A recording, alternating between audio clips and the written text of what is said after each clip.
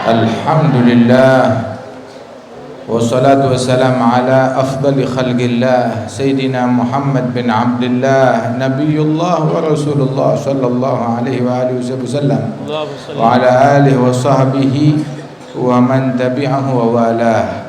Amma ba'd, kita bersyukur kepada Allah Ta'ala pada malam hari ini kita berkumpul di tempat yang mulia ini, di pesantren Tahfidzul Quran Al-Azhar Muswanah. Mudah-mudahan Allah Ta'ala memberikan keberkahan di dalam perkumpulan kita ini dan keberkahan di tempat kita ini, dan wabil khusus akhina Kiai Haji Abdul Sadiqin dan segenap keluarga besar pesantren, insyaallah diberikan keberkahan, amin ya rabbal alamin. Alhamdulillah, kita nuntut ilmu. Ini ilmu adalah ilmunya Rasulullah sallallahu alaihi wa alihi wasallam. Sebaik-baiknya kesibukan Nabi Muhammad sallallahu alaihi wasallam, profesinya beliau adalah ya ilmu. Nabi bilang dalam hadis, innama bu'istu muallima, aku diutus oleh Allah Ta'ala sebagai muallim, pengajar ilmu. Dan juga beliau adalah orang yang paling alim, orang yang paling berilmu, yang disabdakan oleh Rasulullah sebagaimana dalam Sahih Bukhari, inna a'lamakum billah wa atqakum bihi ana, yang paling berilmu di antara kalian, yang paling bertakwa kepada Allah Ta'ala di antara kalian adalah aku, kata Rasulullah sallallahu alaihi wasallam. Kemudian juga disebutkan dalam Al-Quran, Allah Ta'ala menyatakan kepada Nabi Muhammad sallallahu alaihi wasallam, wa qul rabbi zidni ilma, katakanlah wahai Nabi Muhammad, rabbi zidni ilma, ya Allah tambahkan saya ilmu. Beliau Rasulullah sallallahu alaihi wasallam orang yang paling berilmu, tapi juga diperintahkan oleh Allah Ta'ala untuk tambahkan saya ilmu, haus akan ilmu. Sampai dalam hadis Nabi bilang di dalam hadisnya, ucapannya, kulla yawmin la azdadu fihi ilman fala burika li fi tulu'i syamsi dhalikal yawm. Setiap hari kalau saya tidak bertambah ilmu, maka terbitnya matahari di hari tersebut enggak bawa berkah buat saya, enggak mengandung kebaikan. Tiap hari mesti nambah ilmu. Kalau enggak nambah ilmu, itu hari yang aneh, hari yang kurang baik, hari yang tidak berkah. Kata Rasulullah sallallahu alaihi wasallam, al-ilmu asna sairil a'mali wa huwa dalilul khairi wal ifdali. Ibn Ruslan dalam Zubat beliau bilang, ilmu adalah amalan yang paling afdal, yang paling agung, yang paling mulia. Dan ilmu tersebut adalah bukti, tanda keberuntungan yang Allah Ta'ala berikan kepada hambanya. Sebagaimana dikatakan dari ilm, yulhamuhu as-su'ada wa yuhramuhu al-ashqiya. Ilmu Allah Ta'ala ilhamkan hanya kepada orang-orang yang beruntung. Adapun orang-orang yang sial diharamkan untuk meraih ilmu tersebut. Ilmu cuma untuk orang yang beruntung saja. Dalam hadis, may yuridillahu bihi khairan yufaqqihhu fid din.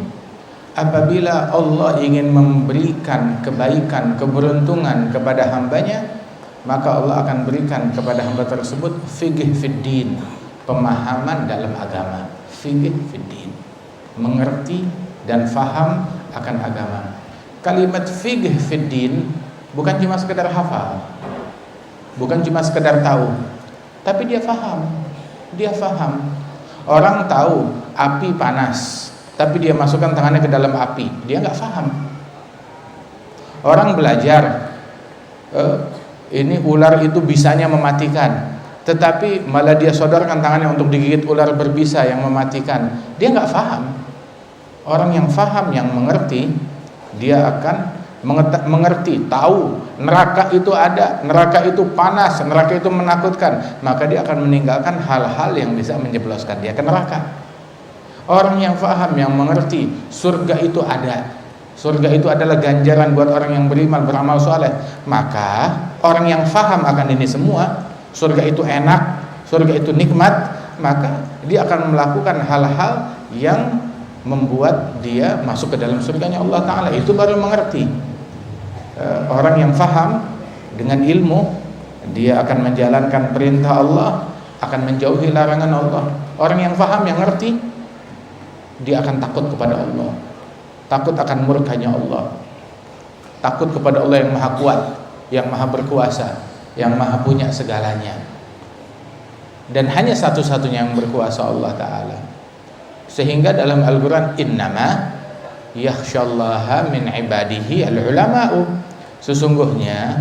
sesungguhnya yang mengenal takut kepada Allah dari hamba-hambanya ya ulama. Rasa takut yang sebenarnya hanya dikenal oleh para ulama.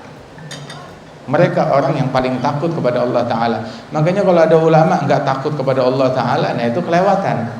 Ada orang punya ilmu tapi nggak takut akan murka Allah, rela bermaksiat, rela ninggalin kewajiban, maka dia bukan ulama. Kalau dia punya ulama, kalau dia punya ilmu, ilmunya akan mencekal dia, mengekang dia dari hal-hal yang dibenci, yang dimurkai oleh Allah Subhanahu wa Ta'ala. Dia akan ngamalin ilmunya. Al-ilmu yahtifu bil amal fa in ajabah wa illa irtahal. Ilmu berbisik kepada pemiliknya untuk diamalkan. Amalkan saya, amalkan saya. Apabila pemilik ilmu tersebut mendengar, menjawab, mengiyakan untuk mengamalkannya, maka ilmu itu bakalan semakin berkah. Kalau enggak digubris, maka ilmu itu akan meninggalkan pemiliknya. Ulama bilang ilmu itu akan meninggalkan pemiliknya, sirnya ilmu, cahayanya ilmu, berkahnya ilmu akan meninggalkan orang tersebut. Walaupun slogannya tetap masih ada, kertasnya tetap masih ada, apalannya tetap masih ada, tetapi berkahnya, nurnya bakal pergi meninggalkan orang tersebut. Kenapa? Itu kertasnya masih ada, kalimatnya masih ada, slogannya masih ada, celotehnya masih ada, daripada ucapan-ucapan ilmu untuk dijadikan alat bukti yang memberatkan orang tersebut besok di hari kiamat di pengadilan Allah Subhanahu wa Ta'ala, hingga dia menjadi orang yang asyaddun nas azaban yaumal qiyamah alim lam yanfa'ahullah bi ilmih. Orang yang paling dahsyat siksanya hari kiamat adalah orang alim yang ilmunya enggak manfaat. Nah, kita sekarang mau sukses, kita belajar menuntut ilmu agama, kita mau sukses, amalin ilmu kita. Mengamalkan ilmu bukan nunggu nanti kalau saya udah wisuda, nanti kalau saya udah lulus, nanti kalau saya udah hafal. Enggak, keliru, salah besar. Mengamalkan ilmu sekarang. Oh, saya baru masuk sebulan, walaupun baru masuk 1 jam, baru mondok 1 jam, amalkan ilmu. Jangan nunggu entar, jangan nunggu nanti. Kalau ada orang bilang, saya mau mengamalkan ilmu nanti kalau sudah lulus, kalau udah pulang ke rumah baru mau mengamalkan ilmu, ini omong kosong. Ketika dia berada di lingkungan ilmu, di depan ustadz, di lingkungan pesantren, tapi dia nggak tergerak buat ngamalin ilmu, apabila ketika dia udah jauh dari lingkungan ilmu, jauh dari ustadznya, mau mengamalkan ya sekarang, dari sekarang amalkan ilmu. Bagaimana cara ngamalkannya? Pakai adabnya ilmu. Bagaimana adabnya ilmu tersebut? Santri makannya nggak berdiri, makannya juga bukan tangan kiri, makan dan minumnya duduk dengan tangan kanan, baca bismillah. Itu santri seperti itu, makan pakai adab, pakai sunnah. Santri tidurnya pakai sunnah, ngadap kiblat, bukan tidur sambil tengkurap. Keliru, salah besar itu. Bagaimana mau berkah ilmunya kalau tidurnya tengkurap? Santri tidur, sebelum tidur diambil wudu,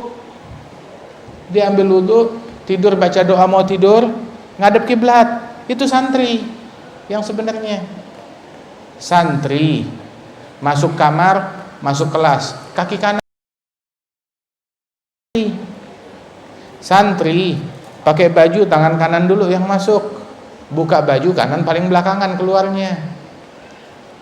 Santri sholat duha walaupun 2 rakaat, sholat witir walaupun 3 rakaat. Santri sholat jamaah, enggak sholat jamaah jangan ngaku santri. Itu sampai guru-guru kita bilang, idza ra'aita talibul ilm la yuhafiz ala salatil jamaah wala ala qiyamil lail fanfud yadaka minhu. Kalau kamu lihat santri tapi enggak sholat jamaah, enggak bangun malam, maka cuci tangan dari dia. Tahu enggak? Nafdul yad. Jadi orang tuh kalau habis cuci tangan, tangannya basah, diapain tuh namanya? Kepretin. Dikepretin, bahasa Betawinya, dikepretin. Nah, kalau ada santri dia nggak sholat jamaah dan juga nggak bangun malam, istilahnya itu santri tersebut seperti basahan yang nempel di tangan, mengganggu, kepretin aja, biar jauh-jauh. Kenapa? Nggak guna, nggak manfaat, nggak bakalan sukses. Tinggal dia. Percuma kamu habiskan usahamu sia-sia ngedidik orang kayak begini. Cuma memenuhi tempat doang, ngabisin makanan doang, memenuhi kuota doang. Percuma ngedidik orang kayak begitu. Jangan berharap, oh ini bakal jadi orang besar, jadi orang sukses. Ya udah, salah taruh harapan. Ada orang nungguin pohon berbuah, ya di bawah pohon. Nungguin jeruknya manis apa enggak? Ya berdirinya di bawah pohon jeruk. Nah ini di bawah tiang listrik mengharapkan buah durian yang turun. Yang ada kesambar listrik dia. Jangan berharap dari orang yang nggak perhatian dengan adab, dengan sunnahnya Rasulullah Shallallahu Alaihi Wasallam. Nah itu al-syekh, guru daripada guru kami, syekhu masyayikhina, guru dari para guru-guru kami, al-imam al-arif billah al-allama al-habib Abdullah bin Umar Asy-Syatiri. Itu beliau sampai mengatakan, la yakun talib ilm man lam yuhafidh ala qiyamil lail wala ala salatil jamaah walam yuhafidh ala salatid duha wal witir. Enggak pantas menyandang gelar santri orang yang enggak bangun malam, orang yang tidak salat jamaah, enggak salat duha, enggak salat witir secara rutin. Itu enggak pantas menyandang gelar santri yang kayak begitu. Jadi ini kita zaman sekarang ini hati-hati, banyak barang palsu.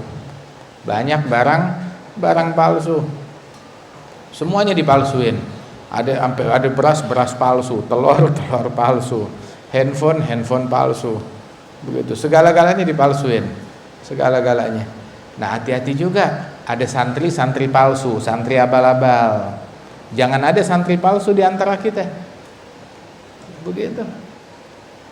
Nah, karenanya itu tuntut ilmu yang benar. Belajar ilmu yang benar. Dan amalkan ilmu tersebut kalau mau ilmunya kita berkah. Ilmu bukan banyaknya, tapi berkahnya. Dan berkahnya ilmu kalau kita amalin. Kalau ilmu cuma sekedar banyak doang, maka setan lebih berilmu dari kita. Iblis lebih berilmu, hafalannya banyak iblis. Luar biasa, dia hafal banyak, tahu sejarah iblis. Orang yang paling ngerti sejarah tuh iblis. Dia punya seluk-beluk, wah, ahli politik, ahli perdagangan, ahli strategi. Ada iblis, ilmunya banyak, tapi berkah ilmunya enggak. Ilmunya membuat dia makin terperosok, makin dalam ke dalam api neraka, membuat dia makin dimurka oleh Allah Ta'ala. Nah, jangan sampai ilmunya kita jadi ilmunya iblis. Jangan kita menjadi status kita seperti statusnya iblis. Dengan ilmu yang kita punya membuat kita makin jauh dari Allah Ta'ala. Itu iblis, ilmu yang dia punya makin jauh dari Allah, karena nggak diamalkan, dia bikin kebalikannya. Dalam hadis sebagaimana disebutkan oleh Imam Al-Ghazali di Bidayatul Hidayah, kita baru mau ngaji kitab Bidayatul Hidayah, langsung depan mata kita dijejelin hadis Nabi Muhammad yang berbunyi, man izdada ilman walam yazdad hudan lam yazdad minallahi illa bu'da. Barang siapa yang bertambah ilmu tapi enggak nambah hidayat, otomatis dia tambah jauh dari Allah Ta'ala. Nambah ilmu tapi enggak nambah hidayat, nah ini nambah jauh dari Allah Ta'ala. Waliyadzubillah min dzalik. Harusnya kan ilmunya orang bikin dia makin dekat kepada Allah, ini enggak, ilmunya bikin dia makin jauh dari Allah Ta'ala. Ilmu apa? Ilmu iblis. Ilmu yang dia punya mewariskan dengki, hasud, iri, benci, ya kan, kepada Adam, mewariskan dendam kesumat kepada anak cucunya Adam. Ilmunya iblis mewariskan tawadhu, bukan tawadhu, takabbur. Itu ilmunya iblis. Dia sombong sehingga ketika diperintahkan untuk sujud, dia bilang, enggak, saya enggak mau sujud. Sampai itu iblis bilang, ana khairum minhu, aku lebih baik daripada Adam. Sombong. Udah gitu sombongnya pakai dalil lagi. Udah sombong pakai dalil, pakai argumentasi. Dia punya riset. Wah, saya udah bikin riset, saya udah bikin skrip, saya udah bikin makalah tentang kalimat ana khairum minhu, aku lebih baik daripada Adam.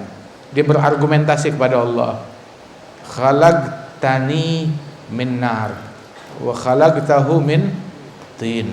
Engkau ciptakan aku dari api dan engkau ciptakan Adam dari tanah. Subhanallah. Pakai dalil, berhujjah. Saking sombongnya juga dia taruh namanya dulu di depan, khalaqtani, engkau ciptakan aku dan engkau ciptakan Adam. Dia merasa saya lebih senior dari Adam, saya lebih dulu diciptakan sebelum Adam. Itu satu. Kemudian dia ngerasa dirinya lebih baik. Kenapa? Asal usulnya dia, menurut dia lebih baik daripada asal usulnya Adam.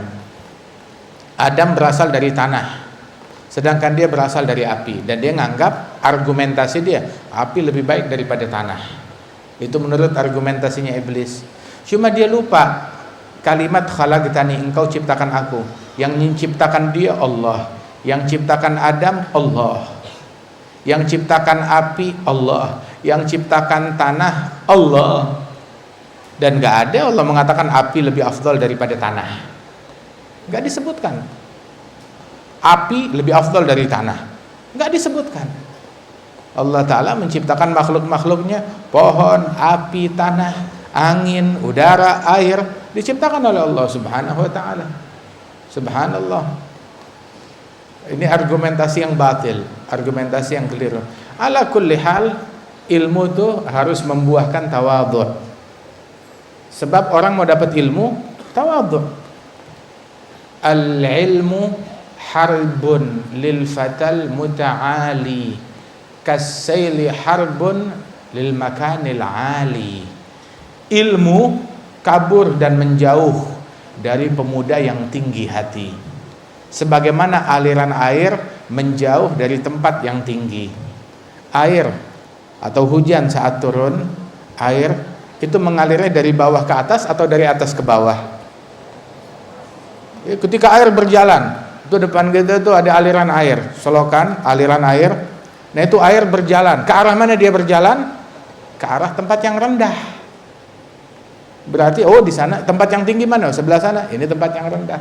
Air berjalan menuju ke tempat yang rendah. Begitu juga tempat yang rendah itu menjadi penampungan air. Hati yang merendah menjadi penampungan ilmu, menjadi penampungan rahmat Allah, menjadi penampungan pandangan Allah. Man tawadha rafa'ahu Allah. Orang yang tawadhu diangkat derajatnya oleh Allah Ta'ala. Nabi Muhammad SAW, Nabi yang paling agung, yang paling hebat, yang paling mulia, yang paling utama, yang paling dikasihi, yang paling dicintai oleh Allah Ta'ala dibanding semua Nabi dan Rasul. Namun beliau pandangannya lebih banyak memandang ke bawah daripada ke atas. Tawadhu. Waktu Fatah Makkah, memenangkan kota Makkah, Nabi naik di atas kendaraannya bukan dengan membusungkan dada sebagai pemenang, tapi sebagai pemenang. Sikap pemenang bukan membusungkan dada. Sikap pemenang tawadhu untuk Allah Ta'ala. Nabi menunduk sampai-sampai itu sahabat bilang hampir-hampir janggutnya bersentuhan dengan kepala hewan tunggangan yang beliau tunggangi. Saking nunduknya Rasulullah Sallallahu Alaihi Wasallam. Bukan bersorak, dia bersorak begitu, saya ketika masuk memenangkan kota Mekah, tetapi menunduk dengan tawadhu sallallahu alaihi wasallam. Itu Nabi Muhammad. Ilmu harus membuahkan tawadhu. Ini bentuk pengamalan ilmu. Begitu juga dakwah. Sampai kita tuh diajarin dakwah sama guru kita, jangan pernah kamu nganggap kamu lebih baik daripada orang yang kamu nasihati, dari orang yang kamu dakwahi. Walaupun itu orang pelaku kemaksiatan, belum tentu dia lebih baik dari kita. Jangan kita menghakimi orang, itu orang tukang nongkrong, duduk, preman, saya lebih mulia dari dia. Saya di majelis, dia nggak hadir, saya lebih mulia dari dia. Saya di tempat taat, dia malah nongkrong, nonton maksiat, ngobrol maksiat yang nggak jelas. Jangan kita nganggap menghakimi orang lain seperti itu. Ini bukan cirinya ilmu. Subhanallah. Akan tetapi bisa aja kita nggak tahu akhir hayatnya orang tersebut, dan kita nggak tahu akhir hayatnya kita. Kita diajarkan ketika berdakwah, walaupun tuh orang-orang maksiat, kamu evakuasi, selamatkan dia. Kali besok ini orang hari kiamat, dia bakal yang akan memberikan kamu syafaat di hari kiamat. Si pelaku maksiat mungkin besok hari kiamat yang bakal narik tangan kamu ke surganya Allah Subhanahu wa taala. Kita nggak tahu akhir hayatnya dia seperti apa. Mungkin di akhir hayatnya dia mencapai derajat kewalian yang paling tinggi. Kalau kita nggak tahu akhir hayat kita meninggalnya dalam keadaan baik atau dalam keadaan buruk, waliyadzubillah min dzalik. Itu Sayyidina Uwais Al-Qarni, afdalut tabi'in. Itu beliau makan di tong sampah, cari makanan dengan mengais-ngais tong sampah. Tahu-tahu di sisi yang lain digonggong oleh anjing.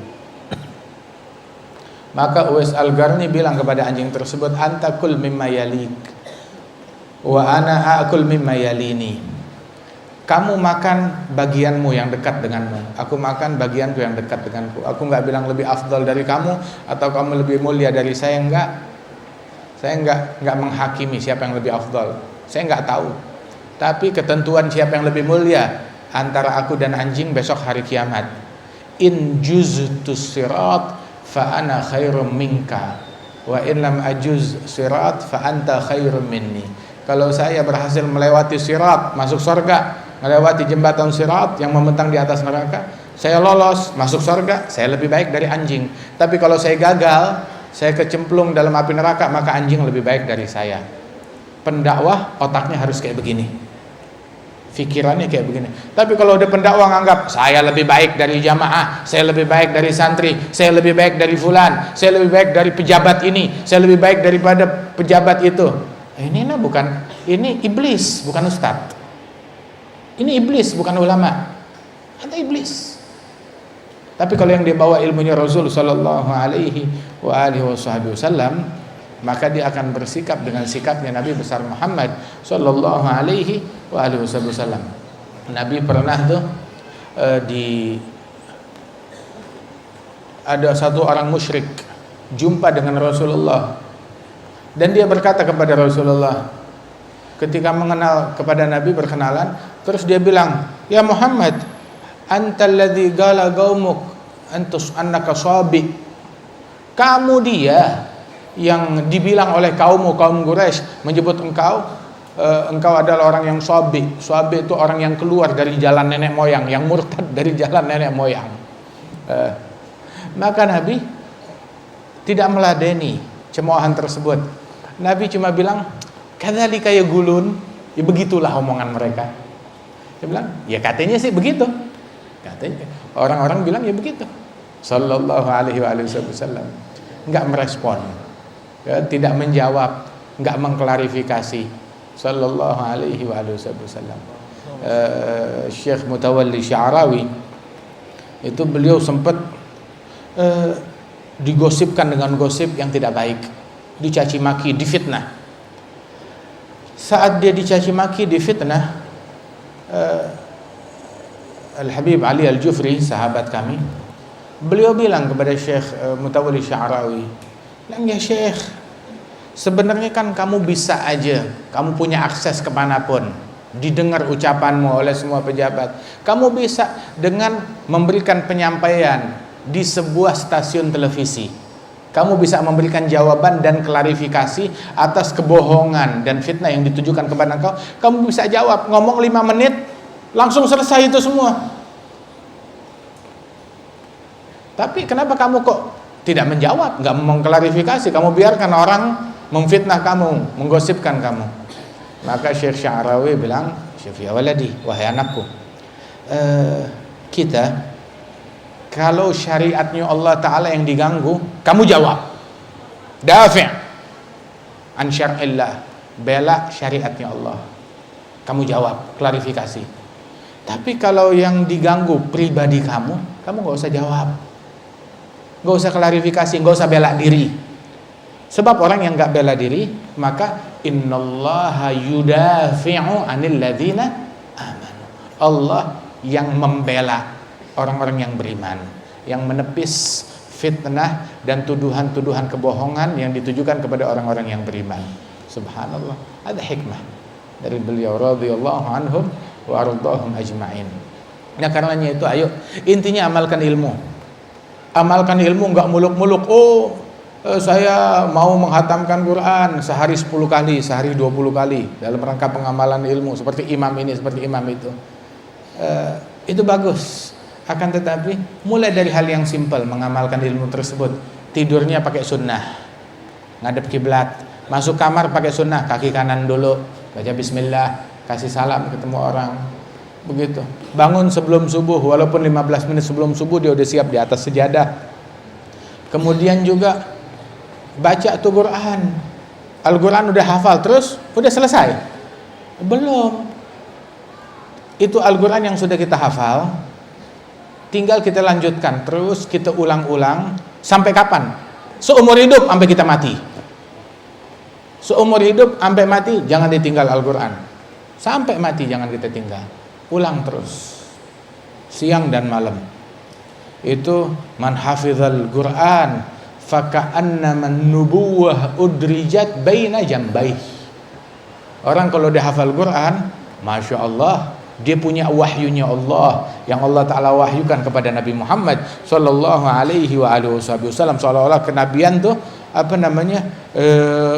di hadapan dia, dianugerahkan oleh Allah Subhanahu Wa Ta'ala daripada wahyu-wahyu yang Allah Ta'ala wahyukan kepada Nabi Muhammad Sallallahu Alaihi Wasallam.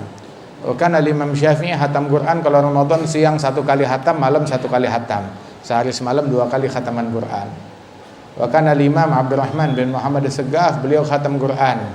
Khatam Quran siang 4 kali khatam Quran, malam 4 kali khatam Quran. Itu di akhir umurnya. Siang 4 kali khatam, malam 4 kali khatam Quran. Jadi sehari semalam 8 kali khatam Quran. Kita walau orang yang udah hafal Quran, itu beberapa guru kita masyayikhna bilang orang yang sudah hafal Quran minimal seminggu sekali khatam Quran.